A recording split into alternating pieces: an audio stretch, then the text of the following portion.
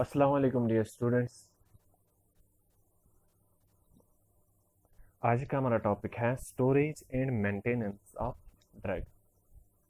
मतलब कि जो ड्रग्स जो है मेडिसिन हैं, इनको जो है कैसे स्टोर करना है, हॉस्पिटल में कैसे वार्ड में इनको जो है स्टोर करना है, कैसे मेंटेन करना है, एक नर्स की क्या रिस्पॉन्सिबिलिटी है, उसको जो है कैसे एक ड्रग को कैसे मेंटेन करना है, कैसे स्टोर करना है।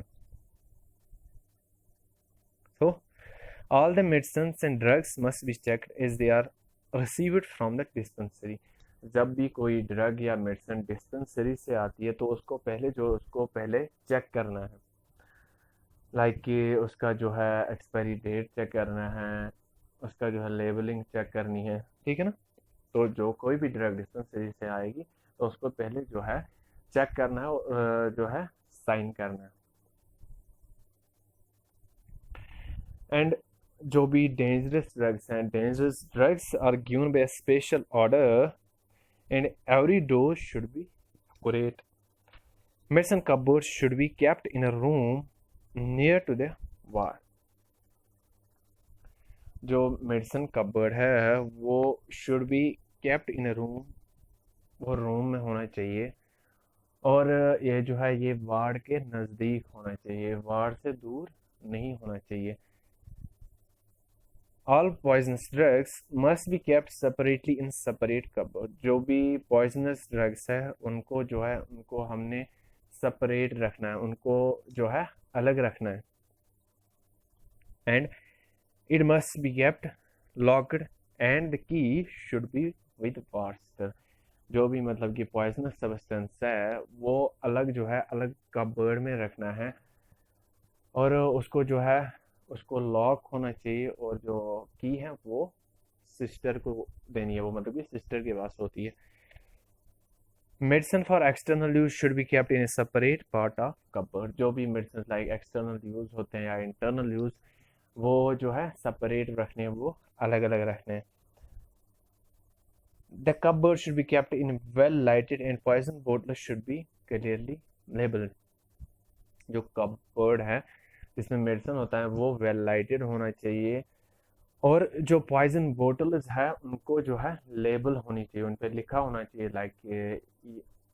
उनमें जो है रेड इंक से होता है, लिखा हुआ होता है ये पॉइजनस सब्सटेंस है, पॉइजनस ड्रग्स है। And there should be a separate compartment for mixture, tablets, powders etcetera. जो भी मिक्सचर्स होते हैं या टैबलेट्स या पाउडर्स, उनके लिए जो है अलग अलग कंपार्टमेंट्स होने चाहिए। The container should be arranged alphabetically so that it is easy to find them। जो कंटेनर्स है वो अल्फ़ाबेटिकली अरेंज होना चाहिए, उससे क्या कि एक जो है नर्स को आसानी होती है जो है मेडिसिन ढूंढने में, ड्रग ढूंढने में, ठीक है ना। रजिस्टर शुड बी मेंटेन, एक रजिस्टर जो है मेंटेन करनी पड़ती है to keep the account of the dangerous drugs and check the expiry date of every drug and make use of it before its expiry। और जो ड्रग्स हैं उनका जो है एक्सपायरी डेट चेक करना है, and make use it before expiry date, तो expire होने से पहले ही जो ये ड्रग्स हैं उनको यूज करना है। Emergency drugs should be kept in a place where they are readily obtain. जो एमरजेंसी ड्रग्स हैं वो हमने जो है should be kept in a place where they are readily obtained for emergency। और इसमें हमारा आता है कोई भी जो ड्रग्स है वो हमने स्टोर नहीं करना। अगर ड्रग पे कोई लेबल नहीं होगी तो वो ड्रग्स जो है हमने स्टोर नहीं करने। And all the containers should have label written neatly and legibly. The label should contain the name of drug. जो लेबल है उस पर नेम ऑफ ड्रग होना चाहिए, द स्ट्रेंथ, द डोज, ठीक है ना। मतलब कि जो भी drugs should be stored, no drugs should be stored without labels. जो भी कोई ड्रग है अगर उस पर लेबल नहीं होगी वो स्टोर नहीं करना है, ठीक है ना। और इसमें क्या है कि जो भी the drugs which are destroyed in the room temperature such as vaccines, sera, antibiotics should be kept in the refrigerators. जो भी मतलब कि ड्रग्स जो है जो रूम टेम्परेचर पे डिस्ट्रॉय होते हैं उनके लिए क्या है कि वो जो है वो सेपरेट लाइक रेफ्रिजरेटर्स में रखने हैं. And the medicine cabinet should always be kept neat and clean. जो मेडिसिन कैबिनेट है, कबर्ड है, वो नीट होना चाहिए, वो क्लीन होना चाहिए. And all equipments should be kept clean and dry after their use. And the medicine cabinet should always be kept lock. जो मेडिसिन कैबिनेट्स है वो जो है लॉक होना चाहिए.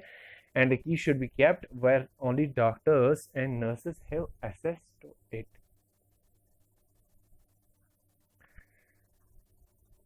Next topic is factors influencing drug action. तो कौन कौन से फैक्टर्स है जिससे क्या है कि ड्रग का जो एक्शन है वो इन्फ्लुएंस्ड होता है. Like first one is dose. Very small dose of drug will not be effective while overdose में काज हार्मफुल इफेक्ट्स. अगर जो है बहुत ही ज़्यादा स्मॉल अमाउंट में जो है स्मॉल डोज देंगे, ठीक है ना, उससे क्या है कि उसका जो है इफेक्टिव एक्शन नहीं होता है. Very small dose of drug will not be effective, ये जो है ये इफेक्टिव नहीं होता है. वाइल ओवरडोज, अब अगर जो है ओवरडोज होगा, ओवरडोज देंगे, उससे क्या है कि may cause harmful effects. And some drugs produce its beneficial effect only in proper therapeutic dose. Next one is age and body weight. Like children and older person are more sensitive to drugs. जो छोटे बच्चे होते हैं या older persons होते हैं, they are sensitive to drugs and therefore require small doses. वो जो है वो ड्रग सेंसिटिव होते हैं, तो उनमें क्या है कि स्मॉल डोजेस में जो है ड्रग देना होता है. The ratio of body weight to the amount of drug determines the level of concentration of the drug in the body. An adult person having a very thin body or less body weight requires small dose than a overweight person. Next one is the time of administration. Drug is more quickly absorbed, almost if given by mouth on empty stomach, whereas it is delayed if given after full meal. Drugs which cause stomach irritation are given with meal or after meal. तो जो है drug कब देते हैं, time of administration क्या है, इससे भी क्या है कि इफेक्ट पड़ता है, ड्रग का जो एक्शन है उस पर इफेक्ट पड़ता है. जो ड्रग्स हैं जो मतलब कि एम्प्टी स्टोमक देते हैं, if given by empty stomach, उसका जो है वो क्विकली एब्जॉर्ब होते हैं, whereas it is delayed if given after full meal. Next one is route of administration. Drug by mouth has less effect. In injection from the whole of drug goes to blood. अगर जो है drugs ऑरल root से देंगे, उसका जो effect है वो कम होता है देन लाइक जो पेरेंटल रूट है, लाइक जो है इंजेक्शंस करते हैं, उससे क्या है कि वो डायरेक्टली जो है ब्लड स्ट्रीम में चला जाता है, ठीक है ना. उसका जो इफेक्ट है वो फास्ट होता है, उसका एक्शन जो है वो फास्ट होता है. Next one is presence of vomiting or diarrhea. When a drug is given to diarrhea patient, अगर diarrhea patient को drug देंगे, due to rapid peristalsis, drug is quickly expelled out from the site of absorption and gets less time for its absorption. So it causes less effect. Similarly, a vomiting person may expel out the drug by mouth completely or partially resulting less effect और no effect. अगर किसी patient को जो है diarrhoea होता है, उसमें क्या है कि उसको जो है पेरिस्टाल्सिस होती है, उसकी वजह से क्या है कि drug is quickly expelled out from the site of absorption and get less time for absorption. तो इसकी वजह से क्या है कि लेस इफेक्ट होता है, ड्रग का जो एक्शन है वो कम होता है. अब अगर किसी पेशेंट को जो है वॉमिटिंग है, may expel out the drug by mouth completely or partially, resulting less effect or no effect. Okay, thank you.